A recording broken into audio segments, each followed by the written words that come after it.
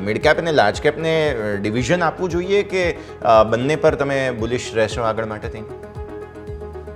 Mid cap વધારે પડતું bullish છે, કારણ કે MSCI ના બાસ્કેટમાં મિડ કેપ સ્ટોક્સ વધારે એડ થઈ રહ્યા છે, વેઇટ ત્યાં વધી રહ્યું છે, અને જે એના આ 2 ક્વાર્ટર છે એ મિડ કેપ કંપનીઓએ લાર્જ કેપ કંપનીઓને બહુ મોટા પાયે સરપાસ કરવું છે. તો મીન્સ કે મિડ કેપ જવું હોય તો આઈ થિંક કે 2 કંપની રહેશે. એક તો KPIT ટેક છે. KPIT ટેકમાં ગયા જે રિઝલ્ટ હતા એ ઘણા સ્ટ્રોંગ હતા, અફલાતુન રિઝલ્ટ આવ્યા હતા, અને આ પછી ફંડ હાઉસીસની રિકમેન્ડેશન પણ ઘણી સ્ટ્રોંગ હતી. 1690 આ એક ઘણું મોટું બોટમ સપોર્ટ લેવલ છે, આસપાસ ખરીદી કરવી જોઈએ.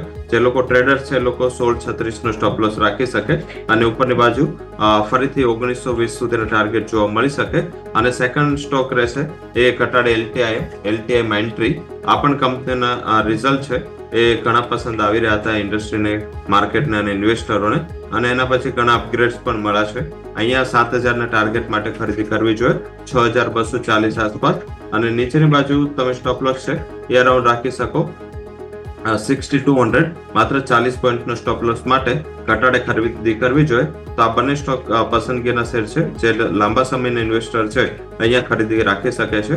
થોડા પર્સિસ્ટન્ટ, એમ્ફાસિસ, OFSS અને કોફોર્જ, આ 4 સ્ટોક મિડ કેપ કંપની એવી છે જ્યાં વેલ્યુએશન્સ મને થોડા એક્સ્ટ્રીમિટી સાઇડ લાગી રહ્યા છે. તો એકવાર નફો બુક કરી અને આ સ્ટોકમાં શિફ્ટ કરશો તો તમારો પોર્ટફોલિયો બેલેન્સ થઈ શકે છે.